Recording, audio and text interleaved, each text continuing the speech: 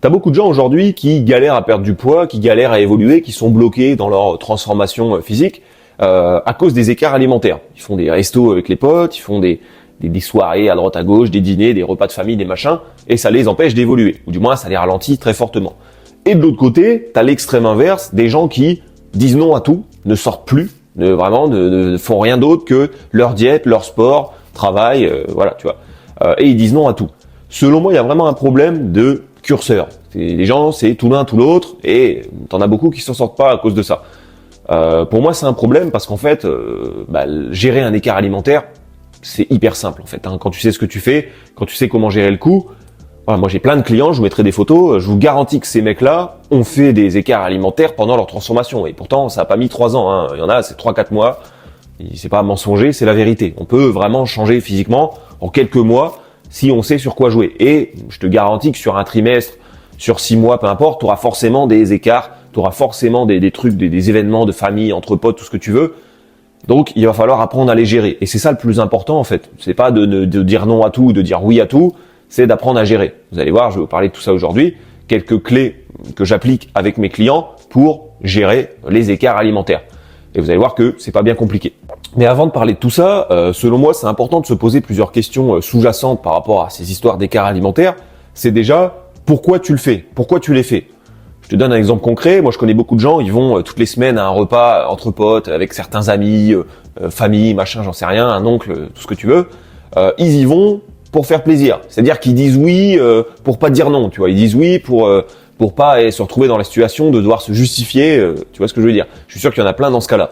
Et sauf que là, il y a déjà un problème, parce que on dit pas oui pour les autres. Dans la vie, on vit pour soi. Alors tu peux le faire exceptionnellement pour faire plaisir à un tel, mais te retrouver toutes les semaines, soit dans un repas qui te fait pas plaisir, avec des gens avec lesquels t'as pas forcément envie d'être, c'est déjà pas top. Alors si en plus tu bouffes de la merde, tu vois, tu fais des écarts pour les autres, bon là il y a un souci. Ça c'est la première question à se poser. On vit pour soi. Ensuite, la deuxième question à se poser, ça va être quels sont tes objectifs? Je te donne un exemple encore une fois. Tout le monde ne veut pas être bodybuilder, tout le monde ne veut pas dédier sa vie à la muscu. T'as des gens, ils veulent juste perdre un peu de gras, se remettre en forme, encore une fois, prendre un peu de muscle, etc. Ça, c'est l'objectif du mec lambda. Mais ça n'a rien à voir, tu vas pas faire les mêmes sacrifices, tu vas pas mettre le même input, tu vas pas mettre les mêmes efforts dans ta transformation, dans le sport, dans la diète, etc. Donc, faut bien se situer. Je dis ça par rapport aux réseaux sociaux. Aujourd'hui, on voit des gens, encore une fois, qui font des compétitions, la muscu, c'est leur vie, ils mangent 5-6 fois par jour, diète, ils font jamais d'écart, etc. Ils vont 5-6 fois par semaine à la salle. Ça n'a rien à voir avec le mec de 30-35 ans qui a un enfant, qui veut perdre un peu de ventre, qui veut prendre un peu de pec. Ça n'a strictement rien à voir. Je dis pas qu'il y a des sous-objectifs, je dis juste que il faut, encore une fois, placer son curseur. On revient toujours aux mêmes choses. Voilà. Ensuite, ce que je voulais dire aussi, c'est, selon moi, c'est ce que je répète souvent à mes clients, il y a écart et écart. Hein. Moi, j'aime bien distinguer écart et cheat meal. Je te donne encore une fois concrètement qu'est-ce que ça veut dire. Un steak frites maison, ça n'a rien à voir avec un buffet à volonté où tu bouffes jusqu'à t'en péter le ventre.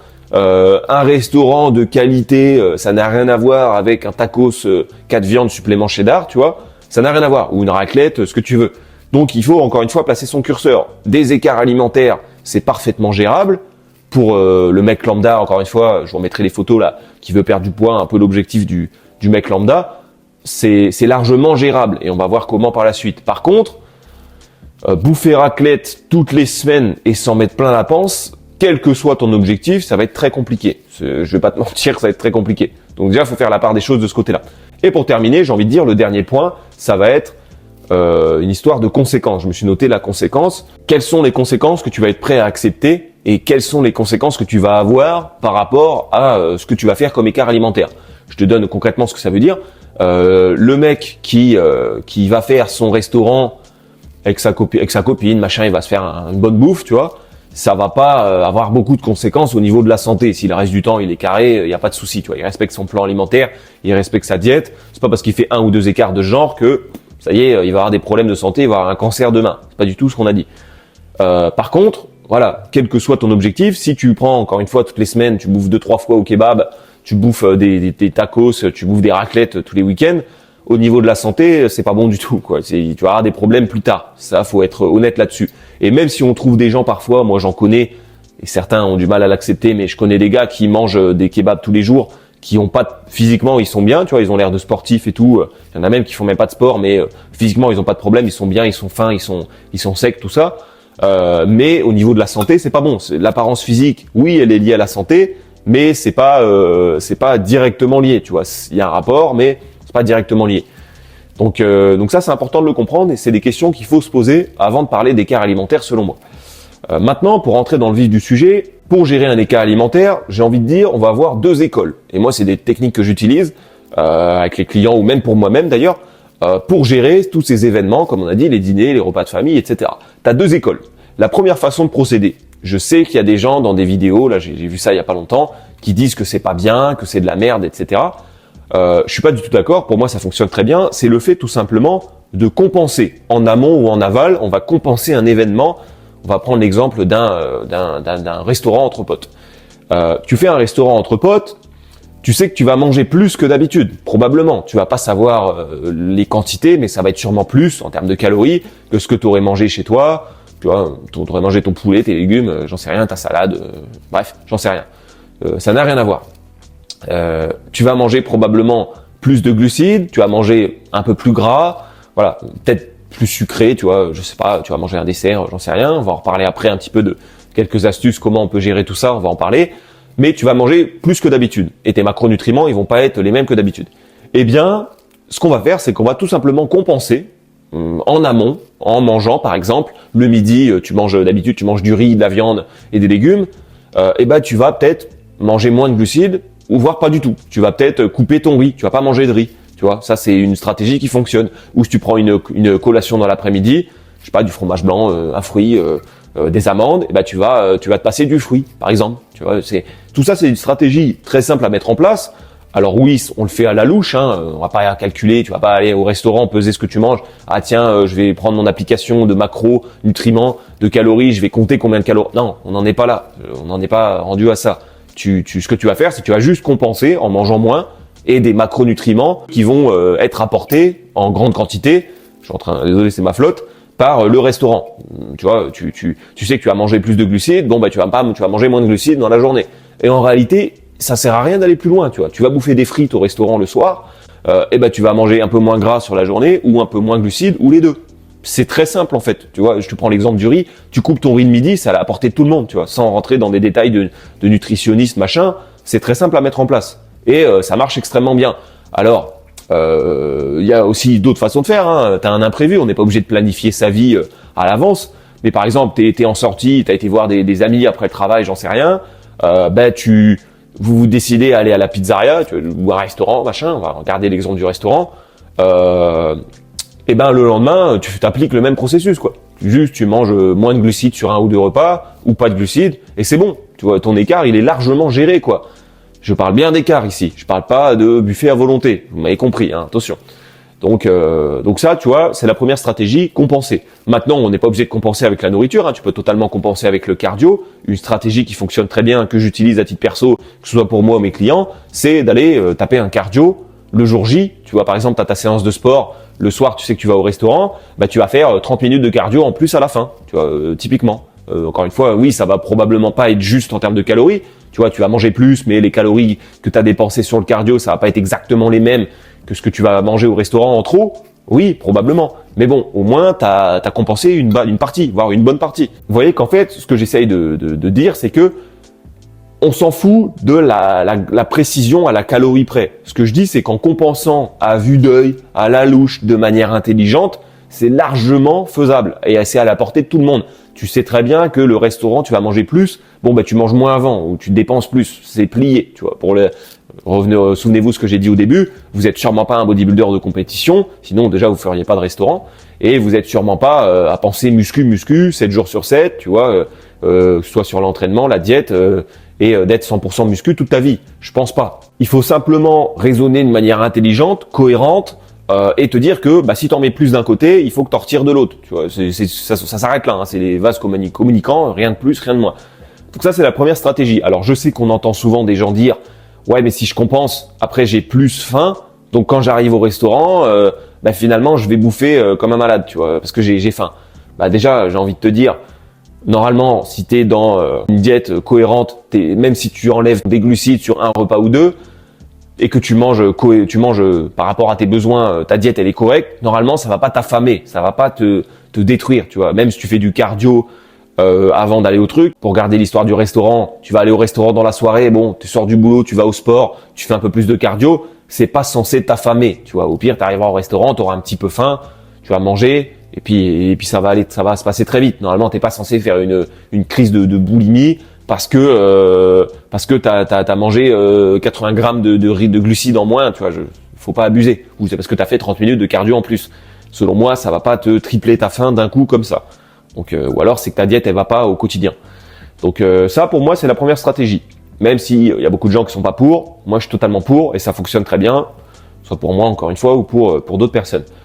La deuxième stratégie qui est presque à l'opposé de ça, ça va être en amont de l'événement. Et là le seul problème c'est que ça doit être anticipé, hein, c'est-à-dire que ça peut pas être un imprévu, ça fonctionnera pas. Mais tu sais que tu vas aller au restaurant le soir, tu sais que tu vas aller à une soirée, j'en sais rien. L'exemple de la soirée fonctionne très bien. Et ben ce que tu vas faire, c'est tout simplement manger avant. Manger les nutriments dont tu as besoin en priorité, des protéines, encore une fois des lipides surtout, c'est ce qui va fonctionner bien. Un fromage blanc avec un peu d'oléagineux, ça marche très très bien dans ce cas-là. Tu vas manger ça juste avant d'aller à la soirée, tu vois. Par exemple, tu as ta soirée qui est à 20h, d'habitude tu manges à 19h, bon bah tu manges ton repas. Tu manges ton repas et tu peux même rajouter un fromage blanc, rajouter un truc.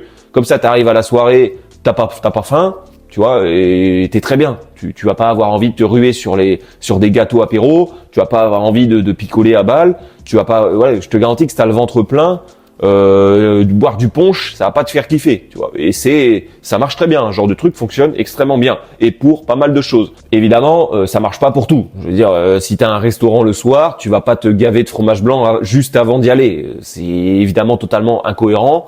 Et surtout, bon, pour le système digestif, c'est pas tip top. Donc, mais par contre, comme je le disais, pour une soirée, tu sais pas exactement, voilà, t'arrives à un dîner, un truc, un repas de famille, machin, tu sais que ça va traîner, tu sais qu'il y a l'apéro, tu sais que tout le monde va, voilà, t'as pas mangé avant 2 heures, tu vois, un truc comme ça.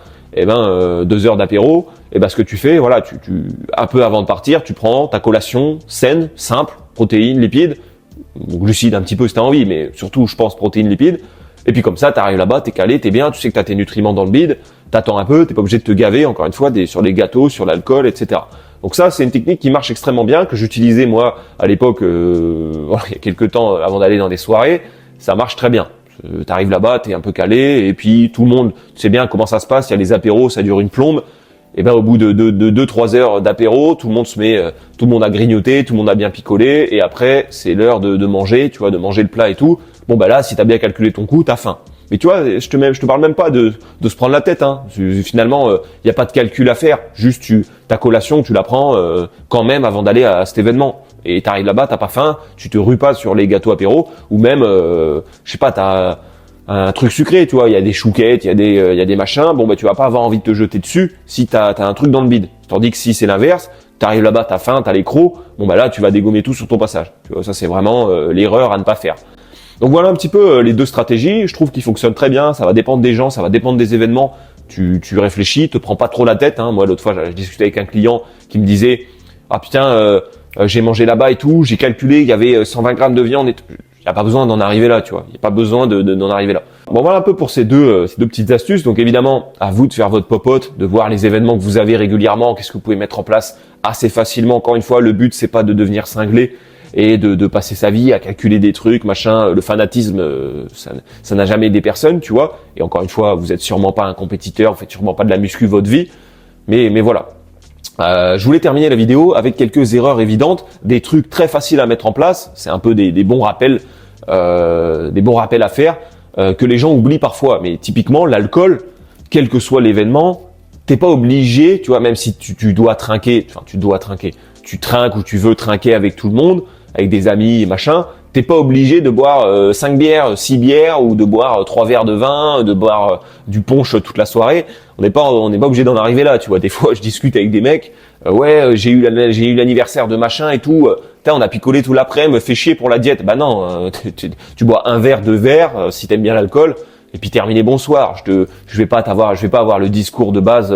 L'alcool c'est pas bon pour la santé. Vous le savez déjà. L'alcool, on sait bien que dès que tu bois, Bon, bah le foie, il sert à plein de choses. Hein. Le foie, il gère les graisses. Bon, bah si tu bois, le foie, pour parler de manière triviale, il va s'occuper de l'alcool et la destruction des graisses. Terminé, bonsoir. Ça marche plus. Ton foie. Enfin voilà, toutes les graisses sont stockées direct. L'exemple classique, c'est la raclette.